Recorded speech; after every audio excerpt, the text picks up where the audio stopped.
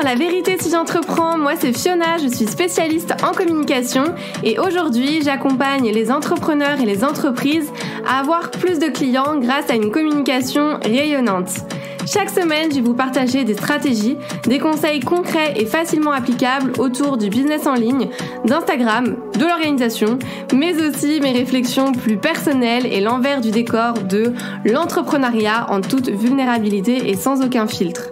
Si tout ça vous parle, alors bienvenue, vous êtes au bon endroit et maintenant c'est parti pour l'épisode étincelant du jour.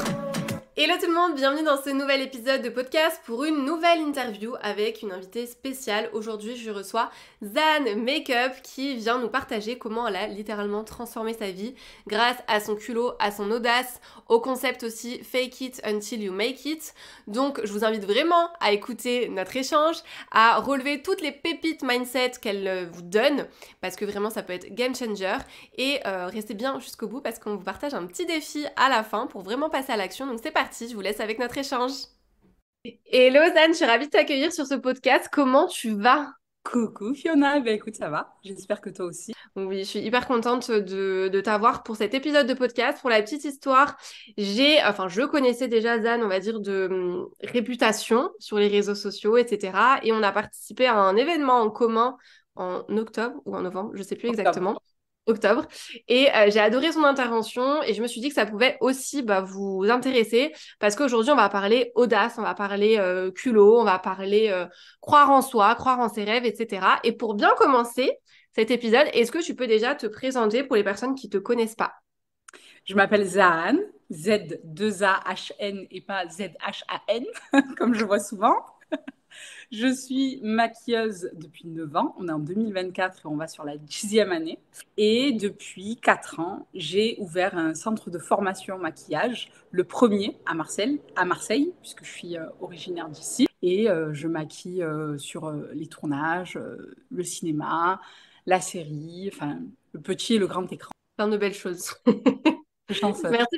Merci pour cette présentation. Est-ce que, pour apporter encore un petit peu plus de contexte, tu peux nous raconter le moment, on va dire, crucial, le moment décisif où tu as décidé, je crois que c'était à 20 ans, du coup, si tu disais il y a presque 10 ans, que tu deviendrais en tout cas la plus grande maquilleuse de ta vie, la maquilleuse des stars. Qu'est-ce qui a déclenché en toi, en tout cas, cette ambition? Alors, il y a pas eu un événement en particulier, mais ce qui a fait que je me suis dit, il faut, j'ai pas le choix, c'est la déception dans le regard de mes parents et de ma mère, en particulier quand je lui annonce que je vais arrêter mes études.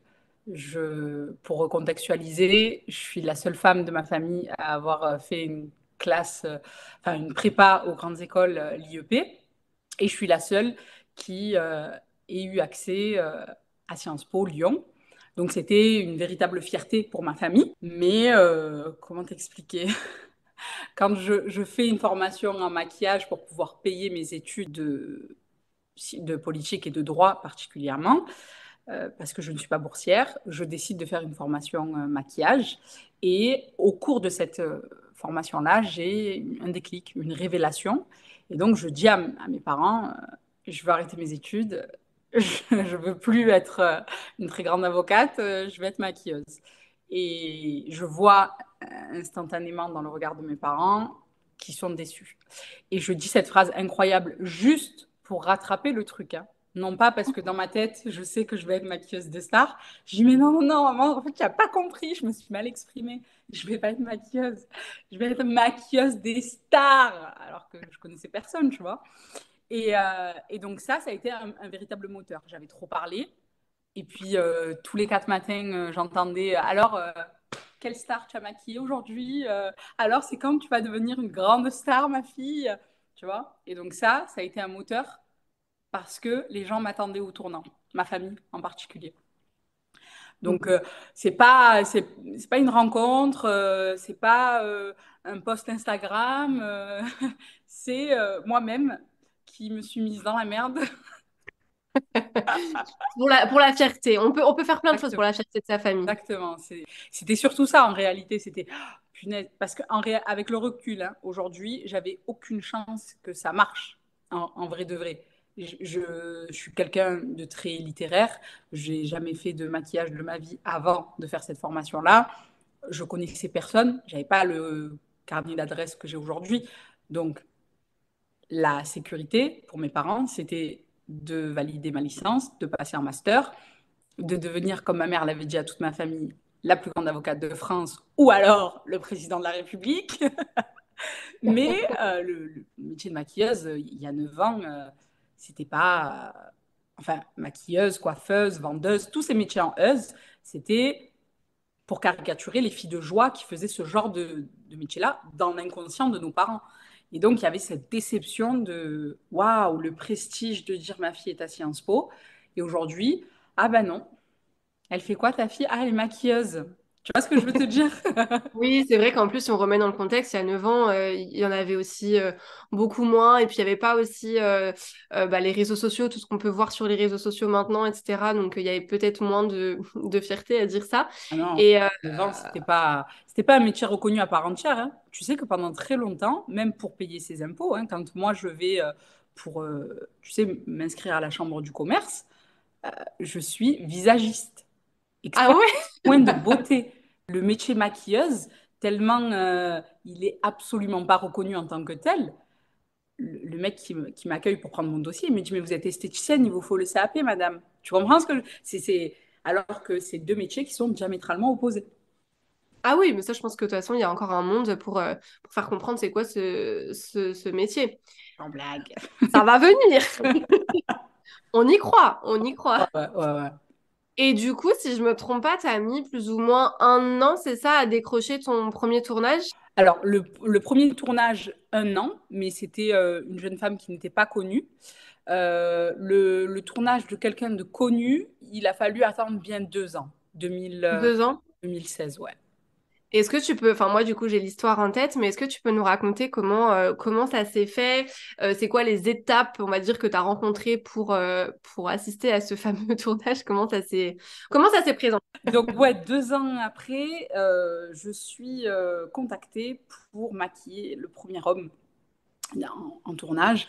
Et gros avantage que j'ai à l'époque, les réseaux sociaux ne sont pas autant développés qu'aujourd'hui.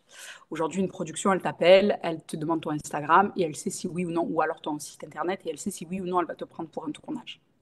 Là, on me dit, voilà, il y a besoin de maquiller un rappeur pour un tournage à Marseille. Est-ce que tu as déjà fait un tournage avec un rappeur? Et là, pour moi, c'est l'opportunité de ma vie. Je me rapproche petit à petit. Ça fait quand même 2 ans hein, que je me Hmm. mange à tous les repas de famille. C'est quand que tu vas maquiller des stars. Donc pour moi, ça y est, l'univers m'a entendu et m'apporte sur un plateau ce que j'attendais et ce que je redoutais depuis tant de temps. Et je dis oui à la production au téléphone. Oui, oui. C'est pas des gens très connus. J'avais pas le droit de prendre des photos alors que ça n'était jamais arrivé. Mais oui, je l'ai déjà fait. Ok, très bien. Donc, j'arrive le jour J. Je me rends compte que cet artiste-là s'appelle Dossé. À l'époque, moi, je ne savais pas du tout qui il était. Il n'était pas si connu que ça à Marseille, mais par contre, à Paris, c'était un truc de fou. Euh, et je commence à le maquiller pour son premier playback. Évidemment, je n'ai jamais maquillé d'homme, noir qui plus est. Je finis la préparation. Le mec, il est gris. Il Ouais, sort, je me souviens. il sort gris son visage, littéralement. Et là, moi, je vois, mais je panique parce que je ne sais pas comment faire, je ne sais pas comment rattraper la chose. Il y a son manager qui arrive et il s'appelle Oumar Digno. Il me dit euh, qu'est-ce que c'est ça? On dirait une beurette. Et très brut de décoffrage, je commence à paniquer, je prends sur moi. Stoïque, hein, poker face, hein, là, je te le raconte avec beaucoup de recul, mais au moment où ça arrive, je sais que j'ai menti pour arriver sur ce tournage-là. J'ai fait croire que je savais maquiller. J'ai fait croire que j'avais déjà fait ça.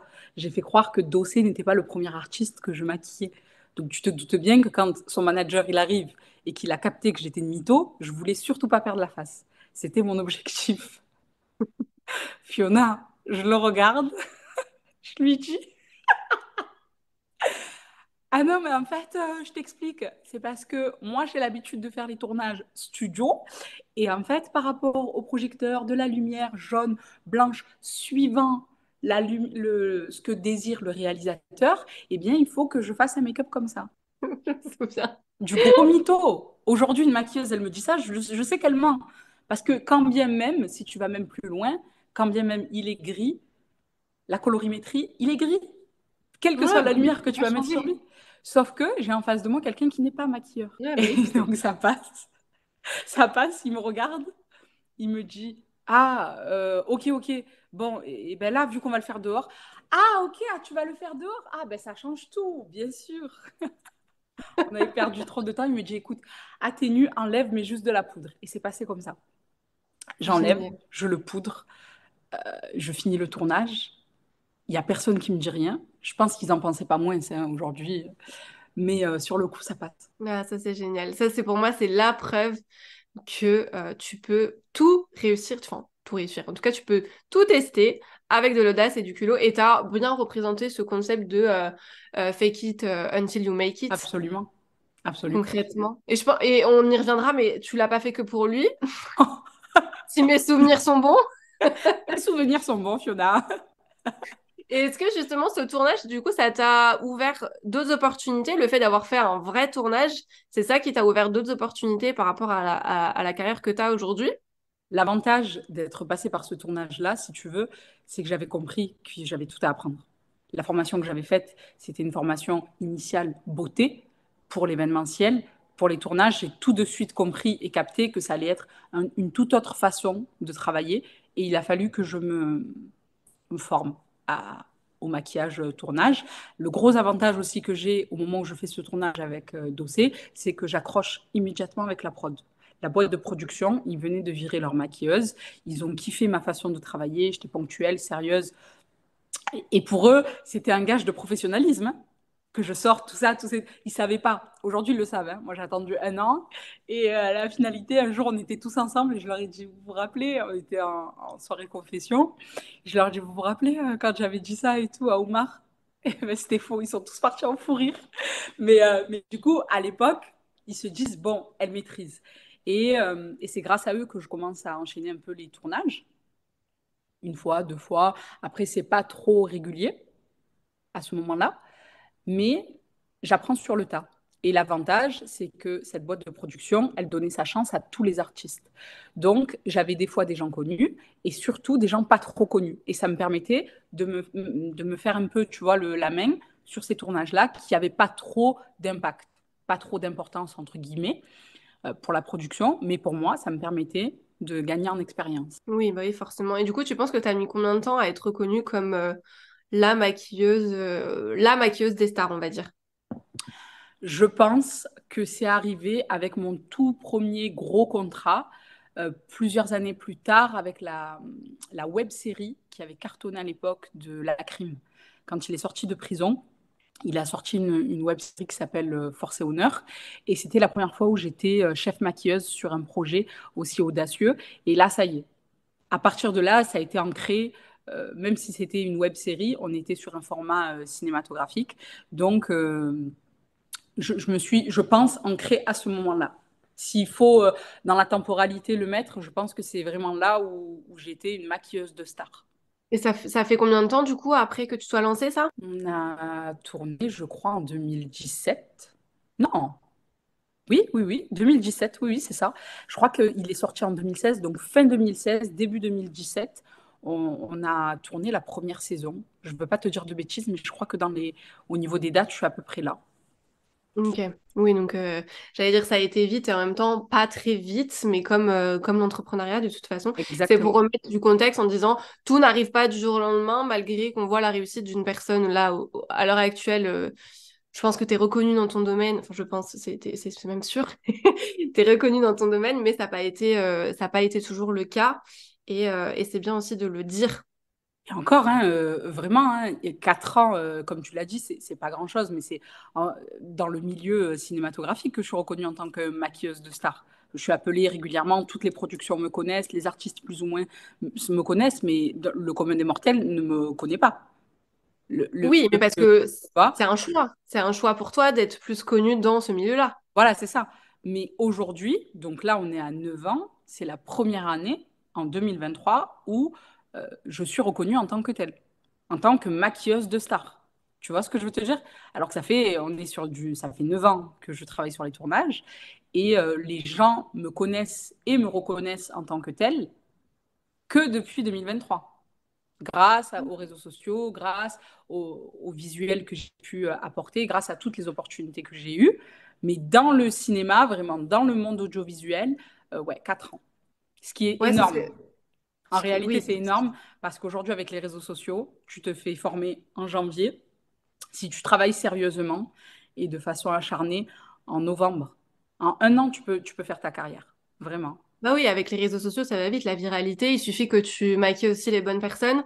Ça peut forcément aider. Je sais que tu fais aussi des gens de télé-réalité. Oui, oui, oui, oui, oui. Donc, je J'ai pense que ça aide sur les réseaux sociaux aussi. Ouais, ouais, ça aide aussi beaucoup pour la visibilité. Alors, moins pour la crédibilité, pour être tout à fait transparente avec toi. Quand je travaille sur le cinéma ou que j'ai envie de travailler sur une série, c'est pas ce que je mets en avant, pas du Bah tout. oui, tu m'étonnes. Malheureusement, hein, et pour autant, il y a des gens très intelligents et des hommes et des femmes d'affaires qui sont issus de la télé-réalité, mais malheureusement, dans le monde cinématographique ou même le petit écran, c'est pas ce qu'il faut mettre en avant si tu veux être chef maquilleuse sur un projet. Ah, mais ça, je pense que c'est partout, partout pareil. Ça t'apporte, toi, tu prends ce que tu as à apprendre et après, il faut aussi avancer en fonction de ça. Je rebondis sur le concept de fake it until you make it. Donc, pour ceux qui parlent pas français, ça ressemble à faire semblant jusqu'à ce que tu réussisses. Voilà. C'est Rihanna qui a dit ça. Voilà, exactement. L'audace et le culot, enfin, pour moi, dans ton discours, ça a été des éléments clés, on va dire, de ton succès aujourd'hui. Est-ce que tu as un autre exemple? Alors, je sais plus exactement c'était qui, mais j'ai un exemple qui m'avait marqué. Ça te parlera du coup, tu sais, où toi, je crois que tu t'étais maquillée, c'était pour Halloween, et quelqu'un t'avait contacté pour faire un corps Oui, tout à fait. en, Ouais, ouais. en entier. Est-ce que tu peux nous raconter cette anecdote-là pour expliquer justement comment tu peux aller finalement aussi loin et en même temps ce concept, de revenir sur ce concept de fake it until you make it pour tenter aussi des approches pour moi, on va dire, non conventionnelles dans un environnement où généralement on a peut-être déjà essayé, testé, etc., montrer que l'audace a sa place, quoi. Et tu vois, cet exemple-là que je vais te donner va amener derrière alors, pas forcément, c'est pas grâce à cet élément-là que j'ai été considérée comme maquilleuse de star. Par contre, c'est cet élément-là qui a lancé ma carrière. Oui, parce que tu as eu Ça beaucoup a de vues, vraiment lancé etc. à Ouais. proprement parler. Donc, pour te recontextualiser, très souvent sur les réseaux sociaux, sur la période d'Halloween, je me maquillais moi-même et je postais. Je décide de faire la moitié de mon visage bien maquillé et l'autre moitié s'était fait brûler jusqu'au niveau du cou, brûler vive. Et je me fais convoquer donc, par la même production avec laquelle je travaille déjà depuis un an, quasiment 2 ans. Et Mike, il me dit, ouais, j'ai vu cette photo que tu as postée sur Insta, c'est très beau, très réussi. Est-ce que tu serais capable de le faire, mais sur tout un corps? Avant même que je demande ou que je donne ma réponse, il m'explique. Il me dit, je vais te mettre dans le contexte. On lance la carrière d'un artiste et le visuel de cette EP, de ce titre qui va sortir, ce single, euh, on mise dessus. Et on a besoin à un moment donné, d'avoir une femme qui incarne le shaitan, le diable. Elle est possédée. Et on veut le visualiser par tout un corps brûlé vif. Est-ce que tu es capable de le faire, sachant qu'il y a un gros enjeu derrière? Si tu n'es pas capable, Zan, c'est pas grave, on prendra quelqu'un d'autre. Perdona, perdona, claro que no. Je viens et là, je le regarde, je dis, ah mais oui, je sais faire. Alors, bien évidemment, ça met un peu plus de temps, il faudra un peu plus de produits. Il me regarde, il me dit, non, mais il n'y a pas de problème. On te prendra tout le matériel qu'il te faut, on te laissera tout le temps qu'il te faut le jour J. Tu sais faire ou pas? Oui, oui, bien sûr. Je l'avais jamais fait. Je ne l'avais jamais fait. Fiona, juste la moitié de mon visage. J'avais mis 3h45 à le faire. Juste la moitié de mon visage. J'étais mince en plus à l'époque, donc il y avait moins de matière. Tu vois ce que je veux te dire? Et là, d'un coup, il me dit sur tout un corps, la modèle, elle mesure 1,75 m, devant, derrière. Enfin, et donc, pareil, j'ai trop parlé. Parce que il me donne le contrat tout de suite. Ok, d'accord, on le fait dans 15 jours. J'ai pas dormi. Pendant 15 jours, j'ai pas dormi. C'était ma faute, hein, mais j'ai pas dormi. Et ça m'a motivée, pareil, puisque Une fois de plus, j'avais trop parlé. Il fallait que j'assure, il fallait que je le fasse. Et j'essaie de me réentraîner sur mon visage. Alors, j'ai pas eu le temps de m'entraîner sur mon corps, tu te doutes bien. En 15 jours, ça a été compliqué. J'arrive le jour J, je suis pas bien. On commence à tourner le matin. L'artiste, il arrive. Pareil, inconnu au bataillon à ce moment-là. Et arrivé à 15 heures, donc de 8 heures du matin jusqu'à 15 heures, moi, je panique. Hein. Et comment je vais faire? Quelle excuse je pourrais sortir si j'y arrive pas? Ça va être compliqué et tout. Je fais, donc, arrivé à 15 heures, par chance, parce que moi, je leur ai dit, il va me falloir minimum 4-5 heures pour le faire. Et dans les budgets de tournage, c'est pas possible. C'est beaucoup trop long. 4-5 heures de maquillage. Si c'est un tournage de Walking Dead, il n'y a aucun problème parce que c'est fait pour. Là, on était sur un clip, ils ne pouvaient pas me laisser 5 heures. Donc, en gros, ils ont anticipé et ils ont fait venir un graffeur qui fait du body paint. Et donc, ils me disent, écoute, Daniel, il va te faire la base noire. Et toi, tu auras juste à faire finalement tout cet effet brûlé que tu avais fait sur ton corps, sur ton visage. Là, je commence à souffler, je me dis, ok, c'est bon, ça va le faire. On va être deux. Et pareil, hein, culotté comme jamais. Si c'est la faute de quelqu'un, ce sera la faute de Daniel. Dans ma tête, j'anticipe. Je suis un enfant, hein, j'ai 21 ans, 22 à tout casser. Tu vois ce que je veux te dire? J'anticipe tout. Aujourd'hui, je le ferai jamais, bien évidemment, mais... Et donc, on Je commence... viens de le rappeler. Ouais, ouais. Venez pas attraper ma veste. La modèle, qui s'appelle Ashley, elle m'a tout de suite mise à l'aise. Alors, je ne sais pas si ça a aidé, mais si tu veux, elle était en mode, écoute, je ne suis pas du tout pudique, vas-y, si tu as besoin de me faire lever le bras, tu as besoin de passer entre mes jambes, etc., vas-y, sois tranquille. Et je pense que tout de suite, ça a créé une espèce de cohésion entre elle et moi, où est-ce que j'étais tellement à l'aise de la toucher que je pouvais travailler comme si j'étais sur mon visage. Et ça, je pense que ça m'a beaucoup aidé Mm. d'être stressée, de savoir que j'ai menti, qu'il y a une tierce personne et que la modèle, à côté de ça, elle n'est pas du tout coopérative, euh, compliqué, tu Oui. vois. Et là, en réalité, une fois de plus, l'univers, il y a tout qui s'est aligné pour moi. Et ajoute à ça qu'ils ont bien choisi cette modèle parce que c'est une comédienne. Elle savait super bien jouer la meuf possédée. On finit le tournage, on finit le maquillage, elle t'envoie la musique, elle est possédée, animée par la musique, elle joue super bien le truc.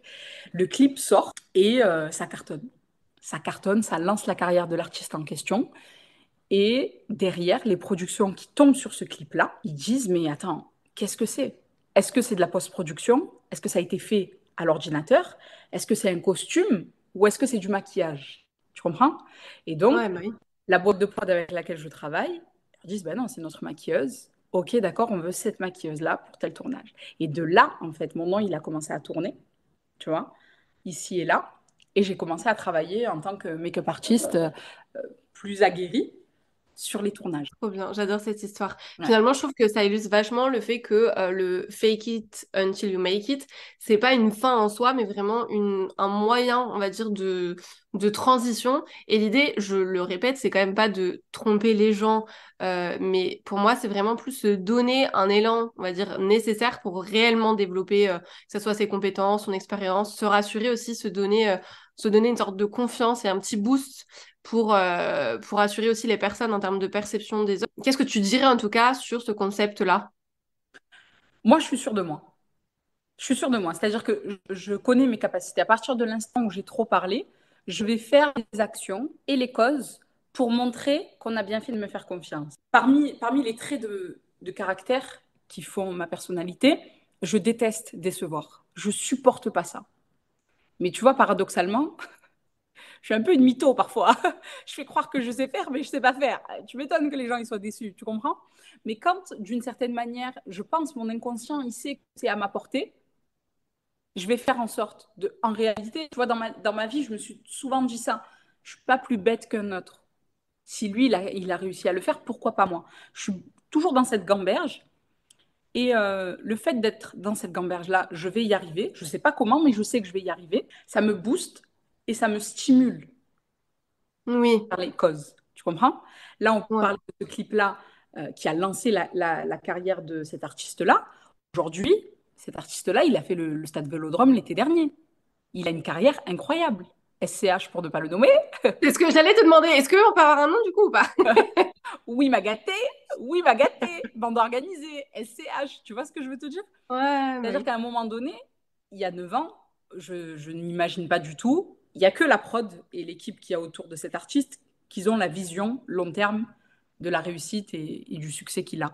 Moi, j'en sais rien à cette époque-là. Oui. Mais imagine une seule seconde que quand on me demande si je sais faire, je dis non, je ne sais pas faire. Personne ne va me faire confiance. Et c'est légitime. Quel risque on va prendre pour lancer la carrière d'un artiste? Ah Mais oui, si non, ça c'est moi, sûr. je ne me fais pas confiance, eux ne me font pas confiance, ça aurait été une autre à ma place. Dans tous les cas, ils auraient trouvé. Tu comprends ce que je veux te dire? 10 ans plus tard, je me retrouve au stade Vélodrome. Il ouvre le plus grand concert de sa vie avec la musique sur laquelle moi je l'ai maquillée. Ça me fait penser à, alors je sais plus comment on prononce ça, l'effet Pygmalion ou Pygmalion, quelque chose comme ça. Je sais pas si tu connais, mais c'est un principe qui justement va suggérer que les attentes positives finalement peuvent conduire à des meilleures performances. Et pour moi, c'est exactement ce que tu viens de dire, c'est-à-dire que en faisant semblant d'être hyper confiant, d'être compétente, même si ça se trouve on sait pas du tout le faire, bah du coup tu vas commencer à internaliser finalement ces qualités-là, ces compétences, ce qui va faire que ça va peut-être améliorer ta performance et tu vas un peu transformer, tu sais, cette façade de je suis pas sûre à en fait, si j'en fais ma réalité, je vais y arriver et de toute façon, t'as plus le choix parce que ça te permet aussi peut-être de gagner confiance en toi, même si t'as pas confiance en toi sur le moment que tu te dis, ok, peut-être que ça va pas le faire, mais tu fais semblant et du coup, bah, la perception aussi finalement des autres qui peuvent avoir sur toi, je trouve que ça change beaucoup parce qu'encore une fois, le culot, pour moi, ça implique vraiment que, enfin, de convaincre les autres que toi, t'es compétente, que Ah, toi, t'as les compétences, que t'as la confiance, etc. Et en adoptant finalement une attitude de, ok, je gère, genre, tu peux pas trouver mieux, t'inquiète pas, bah, tu vas influencer finalement la manière dont les autres vont te voir, quoi. carrément, absolument. Il y a une phrase qui dit la pensée est créatrice. Donc, à compter de l'instant, qu'elle soit positive ou négative, tu sais que tu peux la créer juste en la pensant et en la faisant mûrir dans ton cerveau. Tu as le choix. Soit tu fais en sorte d'avoir des pensées positives et auquel cas tu ne peux que réussir dans ta vie, soit tu restes dans un mood plus ou moins négatif, mais tu vas l'attirer à toi, fatalement. Ah Très oui, c'est souvent, sûr. tu vois, ah ouais, c'est les gens qui me jalousent, ouais, les gens qui font que j'en suis pas là, j'ai pas réussi dans ma vie parce que j'ai pas eu de chance, parce que j'ai pas connu les bonnes personnes, etc. Mais toute ta vie, tu es dans un état d'esprit négatif. La première des choses à faire, c'est de modifier juste ta façon de penser. Oui, et ça a été prouvé de toute façon. Tout ce Ah, qui est loi de l'attraction, le mindset, etc. adopté, je pense que c'est vraiment ça qui fait la différence entre une personne qui stagne, on va dire, ou en tout cas qui ne réussit pas, et une personne qui réussit. Et pour moi, c'est tant que tu fais pas les choses, en fait, tu sauras pas. Et mm. vraiment y aller en mode one life, Grave. C'est on verra. au pire, vraiment au pire du pire, on va me dire non, tu fais pas. Ok, je ne vais pas devenir SDF pour autant. Ma famille ne va pas arrêter de m'aimer. Je ne vais pas arrêter de savoir me maquiller. Je pourrai toujours aller manger au resto, manger à ma faim. Tu vois ce que je veux te dire? Et j'ai toujours ce truc-là, ce mantra de demande. Dans le Ouais. pire des cas, on va te dire non, mais nous, on va chercher le oui. Ils vont te dire non, mais va chercher le oui. On le sait, ça va rien changer à ma vie. Par contre, si tu me dis oui, il y a de fortes chances pour que ça change ma vie. Ouais, et puis il faut accepter de se prendre des noms dans la gueule pour justement Ah. être prêt à recevoir un oui. Et je lisais il y a pas longtemps un mec qui a fait une expérience par rapport à ça. Pour le forger un petit peu, il s'était assis, tu sais, au centre, enfin par terre. Il s'était assis Ouais. en plein milieu, je sais plus exactement où c'était. Et il demandait de l'argent aux gens pour s'habituer à se prendre, tu sais, des noms. Et en fait, il expliquait Ah. dans cette expérience que ça lui avait du coup, ça avait forgé cette capacité du coup à accueillir et ouais, à accueillir finalement ce nom-là, et que du coup, il avait plus peur maintenant d'aller demander des choses, de prospecter ou autre, parce qu'il s'était pris Ah. tellement de noms dans sa Son life. ego, finalement, il est plus autant élevé. Et il a plus du tout cette crainte d'aller demander. C'est incroyable, ça. Je trouve ça hyper intelligent parce que finalement, comme bah, tu viens de le dire, je trouve qu'on a une grosse part d'ego aussi là-dedans, en mode, ok, mais qu'est-ce que l'autre va penser? Et si je me prends un an et machin, etc. Alors qu'en soi, en fait, comme tu dis, on s'en fout. Tu passes, la personne, elle passe à autre chose, toi, tu passes à autre chose, etc. Et je trouve que, alors moi, là, je parle plus dans le monde de l'entrepreneuriat, mais on manque vraiment d'audace et de culot. D'ailleurs, je sais pas si toi, tu fais une distinction en termes de définition, entre guillemets, entre l'audace et le culot, parce que je sais que l'audace, pour moi, c'est vraiment oser sortir, tu sais, des sentiers battus. C'est vraiment avoir le courage de prendre des risques, etc., de tenter des choses, alors que le culot, c'est, pour moi, l'audace en action, on va dire. Je sais pas si tu Plus vois ce que pousser je les veux dire. portes. Tu me fermes la Ouais, porte, je vais passer par la fenêtre. Alors que ouais, c'est ça. là où l'audace, ce serait plus de dire je vais prendre cette porte. Je vais Ok, passer par ce chemin. Là où ouais, tout le monde va te dire mais tu es folle, tu vas pas passer par ce chemin-là. Oui, je vais y aller. Et le culot, c'est je te dis pas que j'y vais, tu me vois partir. Peut-être ça. Donc ouais. voilà la distinction. Ouais, j'aime bien, j'aime bien. Ouais, ouais, je trouve ça intéressant comme distinction, surtout dans un monde où l'attention, bah, surtout de nos jours, là, c'est une monnaie très précieuse. Et pour moi, ceux qui ont le culot de demander, en tout cas ceux qui veulent, ce qu'ils ont envie d'avoir, en tout cas, bah, de négocier, se positionner, etc., ça va faire la différence et c'est eux qui vont obtenir le meilleur Ça résultat. fait toujours la différence. Ben oui, ben oui. C'est tout l'intérêt de cet épisode, c'est pour ça que je te dis, je pense que ça peut être intéressant d'en parler parce que on n'y a pas assez de belles histoires, enfin, je mets belles histoires avec des guillemets, mais d'histoires, tu sais, inspirantes en mode putain, elle a réussi à faire tout ça, là, on est là aujourd'hui.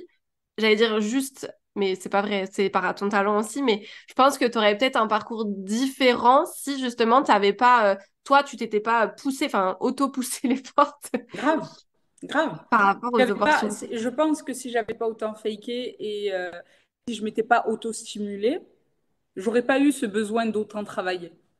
Tu vois, j'ai eu besoin d'autant travailler, pas juste de me limiter à mon talent, si talent il y a, mais j'ai eu besoin de travailler plus pour prouver plus, parce qu'à la base, j'avais trop parlé. Alors que si à Ouais, la base, tu dis à quelqu'un non, je sais pas faire, ok, bah merci, au revoir. Tu restes sur tes acquis. Tu te positionnes sur tes acquis et tu n'as pas besoin de les travailler, de développer tes compétences. Alors que quand tu as fait croire à toute la planète que tu avais déjà maquillé je ne sais combien de personnes, il va falloir que... Il y a quelqu'un qui va s'en rendre compte à un moment donné que tu as menti. Tu vois ce que je veux te dire?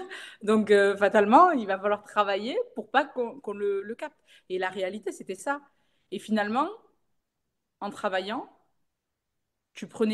ça prenait le pas sur mon talent, c'était certain. ah bah oui. Parce qu'à partir du moment où ça suffit plus, le talent, c'est ton travail qui prend le dessus, on est d'accord?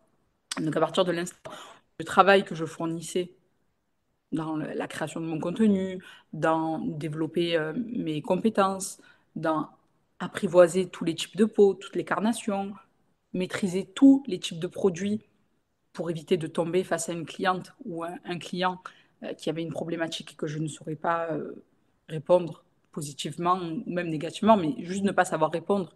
Tous ces éléments qui m'ont forcé à travailler, à trouver, à développer mes compétences et à me positionner sur le niveau que j'ai actuellement. Oui, c'est une sortie de zone de confort, Exactement. clairement. Exactement. Ne pas rester dans sa zone de confort, ça, de toute façon, je pense que c'est juste indispensable pour grandir et pour évoluer. Ouais. Et est-ce que dans ton parcours, il y a eu des moments, j'imagine que oui, tu as douté de toi, de tes choix, et si oui, comment justement tu as fait pour rebondir et pour retrouver cette confiance et cette détermination? Est-ce que c'est parce que tu as toujours été drivé? Tu nous parlais du coup en début d'épisode de cette notion de je veux rendre ma famille fière et je vais vous montrer que je suis capable de devenir du coup la maquilleuse des stars. Est-ce que c'est ton pourquoi qui fait que tu as toujours retrouvé la confiance, la détermination, ou alors tu as des petites astuces à nous partager? Je doute tous les jours. Contrairement à ce que beaucoup peuvent penser et l'image que j'ai tendance à renvoyer sur mes réseaux sociaux, je suis quelqu'un qui se remet en question en permanence. Et c'est l'une des raisons principales pour lesquelles je n'ai pas arrêté de maquiller les mariés, parce qu'elles me permettent de garder les pieds sur terre, d'avoir une humilité en permanence et de ne surtout pas prendre la grosse tête. Donc, elles te permettent de douter en permanence. Comme c'est le plus beau jour de leur vie, la mariée, je te garantis qu'elle va, s'il y a le moindre détail qui lui convient pas dans son maquillage, elle va te le dire. Elle va te le verbaliser d'une manière ou d'une autre, mais elle va te le verbaliser. C'est le plus beau jour de sa vie. Donc, à compter de l'instant où tu sais qu'en permanence, tu as besoin de refaire tes preuves, tu doutes tout le temps. En tout cas, je Ouais. parle à titre personnel. Maintenant, ce qui va faire que je vais me remettre en selle, c'est que je suis quelqu'un qui n'est pas fataliste. Je suis très optimiste. Et je me dis, c'est pas grave. La prochaine fois, tu feras mieux. Quelle leçon tu tires de ce moment de doute? Qu'est-ce qui est arrivé pour déjà que tu te mettes à douter? Tu vois, quel a été le facteur principal? Est-ce que c'est constructif? Et très souvent, c'est constructif. Dans mon cas, quand je te parle de vraie remise en question, c'est Oui, bien sûr. très souvent constructif. J'arrive à faire le distinguo entre quelque chose de négatif, futile, et je le balaye assez rapidement. Mais quand c'est constructif et que ça me permet, moi, de m'enrichir et de grandir, j'analyse. OK, quelle leçon tu peux en tirer? Il faut surtout pas que ça se reproduise. À quel moment, toi, tu t'es manqué? À quel moment la barrière a été franchie? Qu'est-ce qui a fait dans ton comportement, dans ton attitude, dans ton professionnalisme, que la personne en face, comme on est sur de la prestation de service, généralement les doutes, tu les développes par rapport à ton contact humain, puisque c'est de la clientèle.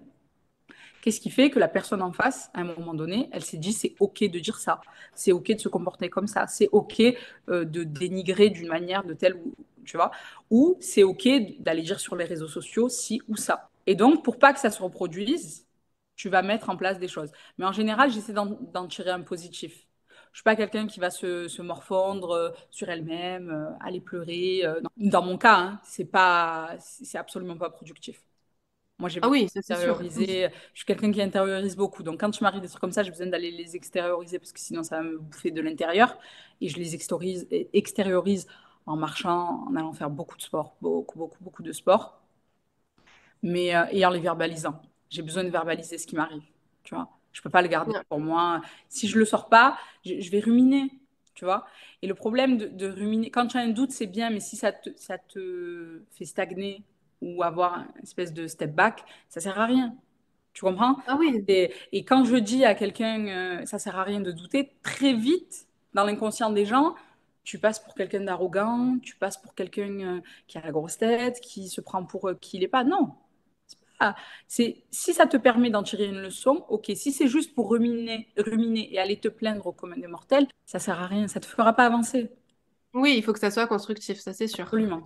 Et est-ce que ça t'arrive de te comparer alors soit à d'autres grandes maquilleuses ou et avoir ces moments, parce que je trouve que quand on est entrepreneur, alors moi je parle pour moi en l'occurrence, tu me diras si toi ça t'arrive, mais j'ai toujours des moments où je me compare, même si je sais ce que je vaux, même si je fais bien mon travail, enfin bref, même si t'as compris, ça m'arrive de me comparer et du coup d'avoir ces moments un peu plus down. Et je te pose la question pour voir si ça arrive du coup à tout le monde et pour rassurer les personnes qui ça arrive. Et ça se trouve toi pas du tout et du coup ça va pas rassurer. Allons rassurer Fiona. Non, je rigole. Non. Alors, me comparer, non. Par contre, m'inspirer, ouais. Ouais, ouais. Je m'inspire beaucoup, beaucoup des grandes maquilleuses, généralement américaines, celles qui ont un succès qui m'inspire. Je regarde beaucoup ce qu'elles font, comment elles font, pour pas faire un copier-coller, mais le calquer à ma situation. Qu'est-ce qu'il y a de similaire, moi, en tant que formatrice maquillage? Et c'est comme ça que j'arrive à me développer.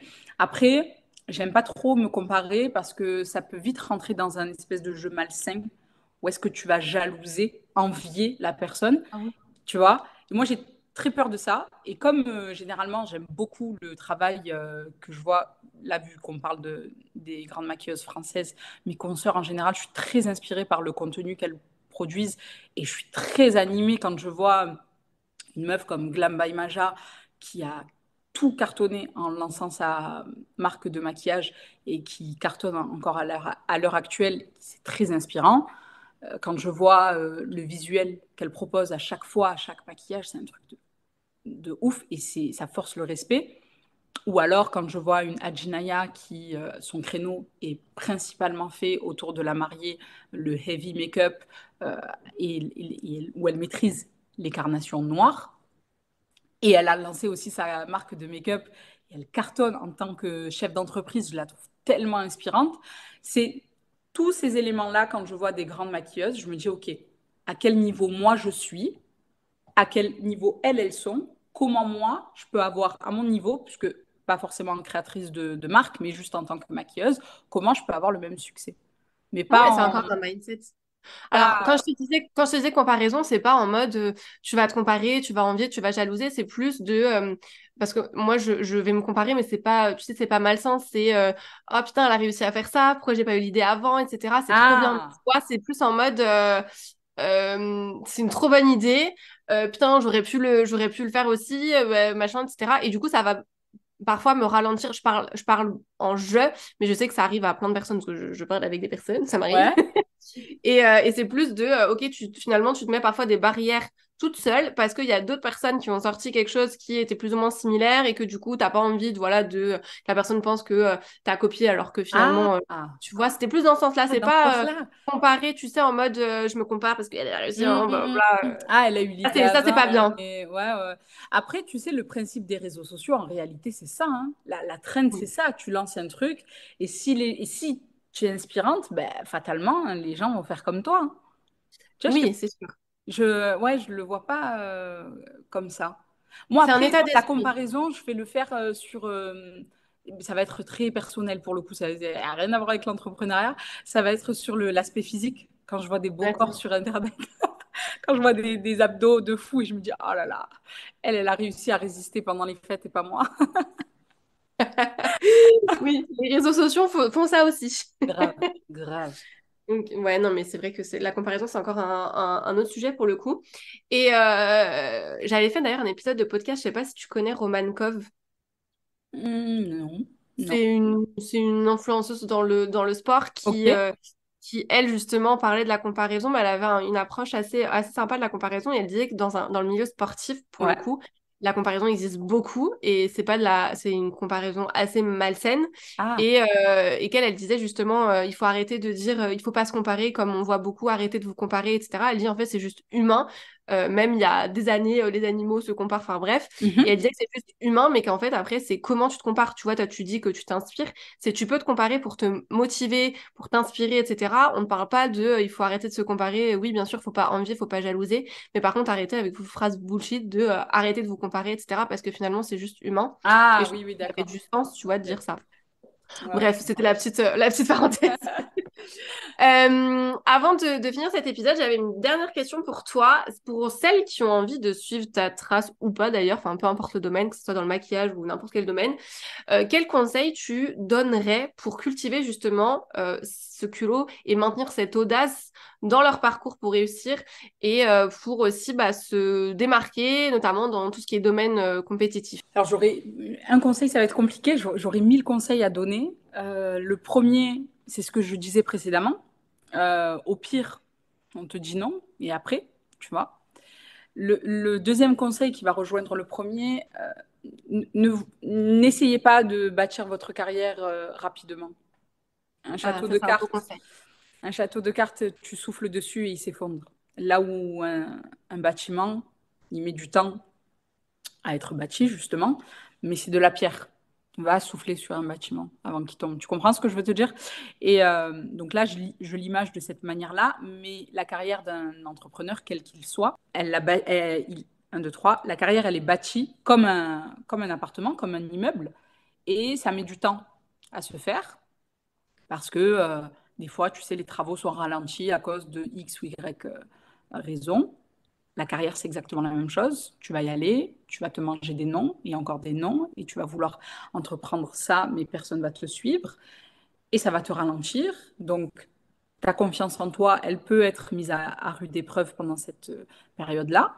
Le tout, c'est que le jour où ton bâtiment il est terminé, il est fait, tu vois. Hmm. Donc, quand tu veux bâtir ta carrière, fais en sorte que ce soit un bâtiment et qu'il soit suffisamment solide pour qu'il ne puisse pas s'effondrer à la moindre secousse ou au moindre soufflement, et reste focus uniquement sur ta carrière. Ne te Hmm. préoccupe pas de ce qui se passe à droite, de ce qui se passe à gauche. Moi, dans mon cas, c'est très contre-productif de faire ça. Ne sois pas pressé de réussir, parce que quand on est en haut, c'est là où tout le monde nous regarde et attend la chute. Donc en réalité, c'est pas très mal quand tu es plus bas, parce qu'en réalité, personne te regarde, donc tu peux gravir les échelons tranquillement. Il n'y a personne sur ton chemin. C'est vrai que les gens, ils voient beaucoup la réussite, enfin, ils voient que le côté positif. Et Mm. pourtant, moi, je connais tellement d'entrepreneurs, alors pas qui regrettent d'avoir leur niveau, on va dire, aujourd'hui, mais qui disent que c'est quand même beaucoup plus compliqué entre les attentes des personnes, les problèmes aussi quand on génère un certain CA, etc. Ça va avec, et ça, on n'en parle pas assez. Donc, Grave. franchement, pour l'instant, tous tes conseils, je valide totalement. Et Et je suis totalement d'accord. Donc, Bah écoute, avec plaisir. je sais pas si tu en avais un dernier, ce que je t'ai coupé, je suis Si je désolée. peux aider, il y en aurait plein. Je pense aussi, et c'est ce que je disais, ça rejoint ce que je disais tout à l'heure, vous avez le droit de douter, c'est OK, mais apprenez à faire le distinguo entre une critique qui est juste négative et là pour vous faire douter, et une critique qui est là pour vous faire avancer. Tu comprends? Donc si ça te fait te remettre en question, mais que tu te sens pas comme la dernière des merdes, généralement, c'est que c'est bon signe. Si par contre, dans la critique que tu as reçue, c'est limite, tu as envie d'aller sur le bûcher, il y a un problème. Pas de Mm. toi, mais de la personne qui tente volontairement de te faire douter. L'environnement, c'est super important. Franchement, merci beaucoup pour ces conseils. Je n'aurais pas pu dire mieux. Est-ce que pour finir cet épisode, tu peux nous dire voilà, ton actualité, où est-ce qu'on peut te retrouver, tes futurs projets, si tu as envie de nous partager tout ça. Voilà, le micro est à toi. Bon, ça fait 45 minutes qu'il est à toi, mais Écoute, depuis quelques mois, je me suis mise sur TikTok, étonnamment. Et je m'attendais pas. j'adore. C'est vrai? Ah, ça me fait Ouais. plaisir. Ah, je suis trop contente. Et je m'attendais pas du tout à kiffer autant. Et je m'attendais pas à ce qu'il y ait un accueil aussi positif sur les anecdotes que je raconte. Donc, je suis beaucoup sur TikTok pour celles et ceux que ça intéresse.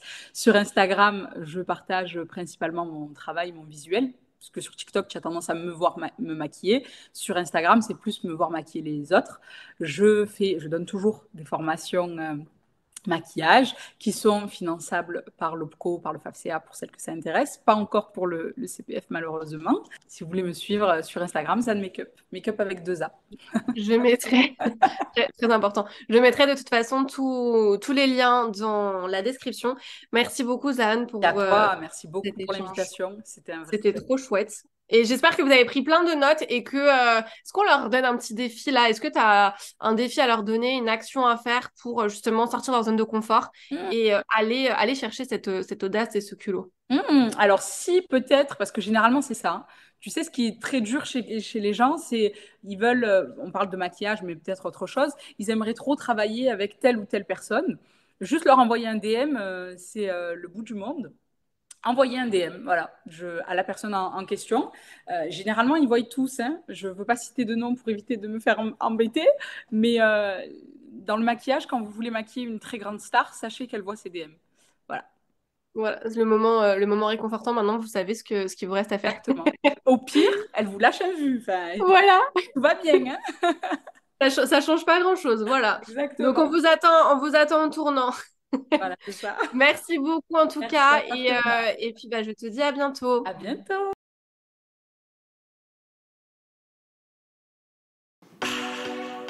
C'est tout pour aujourd'hui, j'espère que cet épisode vous a plu. N'hésitez pas à vous abonner si vous ne voulez absolument pas manquer les prochains épisodes et à laisser 5 étoiles pour me soutenir. Vous pouvez me retrouver sur Insta pour encore plus de conseils ou si vous voulez simplement papoter. En tout cas, merci de m'avoir écouté. Je vous dis à très vite pour un nouvel épisode La vérité si j'entreprends. Je vous fais des bisous.